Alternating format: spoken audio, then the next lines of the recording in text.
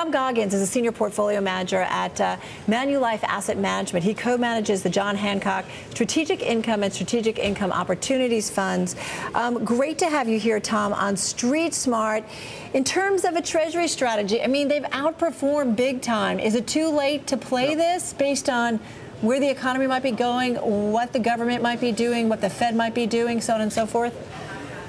Yeah, Carol, we just don't see the risk return in favor of buying U.S. Treasuries here. I would say the risk return is you probably could get another 25 basis points down in yields, but the alternative is that you could have a movement of 100 basis points up in yield. So that 4-to-1 ratio against U.S. Treasuries just doesn't warrant us to be involved in Treasuries at this point in time. And you haven't owned them for some time, correct? That's correct. We haven't owned them for about a year. All right. So where are you finding opportunity at this point, Tom? Where do you think is the best place to, or where have you guys as of late been investing?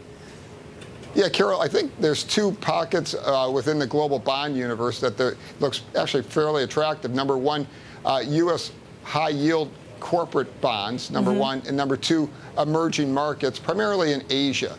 And the reason we like high-yield corporates is we're seeing a lot of deleveraging, a lot of conservative management by corporate America because of the uncertainty surrounding the economy. So it actually is a pretty good environment to be a bondholder.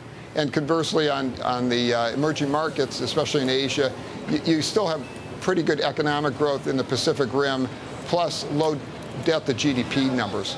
Hey, Tom, I mean, this has been a pretty good environment to be a bondholder in U.S. Treasuries, right? I mean, you would be a rock star had you been riding this rocket all the way up. You don't like Treasuries because you don't like the U.S. as a credit risk, but it seems as we get more information that shows the U.S. is a worse credit risk, investors around the world pile into U.S. credit, right? Right. Yeah, and I think that's been driven by the fear trade, as we've seen today, Matt, in terms of the exit out of stocks, out of anything with any risk, out of anything that have to do with Europe. People are hiding in U.S. Treasuries. I mean, they can't believe that they're interested in a 2% yield for 10 years with inflation running at 2% right now. But it's not all about yield, right? It's about, I mean, if you think that everyone's going to pile in, if you think that we're headed for Armageddon here, everybody wants to hold the safe haven of U.S. Treasuries so you get the appreciation of the asset. Right. I understand that argument. I think that I would be concerned about the potential of inflation and also the fact that we're printing a lot of money. So we're having a very dramatic increase in money supply. But I certainly understand the argument of the flight to safety risk. We just don't think it's as attractive as some other areas within the global bond markets. All right. So, Tom, maybe not so attractive right now, but do you, you know, avoiding Treasuries has definitely hurt the performance of your fund versus some other U.S. and global funds. Do you have any regrets in not making that trade? Well, I think we're probably a little bit early in terms of expecting yields to back up. So over the last 6 weeks, yeah, we've underperformed. But I think if you take a look at over the long term, the last 3 and 5 years, we've done pretty well with our strategy. What about in the U.S.? Talk a little bit more about in the U.S. in terms of where you're finding exposure. Well, I'll give you a good example. One of the names that we own is Ford Motor. You know, when we bought that in 2009, it's a CCC rated company. They just recently, this week, are looking to be upgraded to BB. Several weeks ago, they said that they are in position to start a dividend. Their new models are doing well. New management has really turned around the company. So we have an improving balance sheet income statement there. And we can see that happening in many different corporate situations in the high yield market. So those are the finds that we like to focus in on. You also like Asia, correct? Yes, we do. We like places like Singapore, Korea, Indonesia. Indonesia is a very interesting country, growing middle class. A lot of growth off of the Chinese growth story.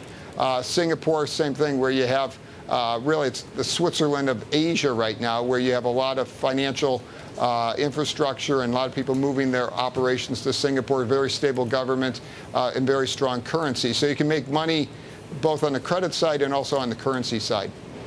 Hey, Tom, I'm feeling like you might be more optimistic the U.S. economy than a lot of the commentators who come on here, than a lot of the investors who come on here, right? I mean, if you're going to buy C debt now or even triple B debt, you've got to think that we're not going to go into a severe recession.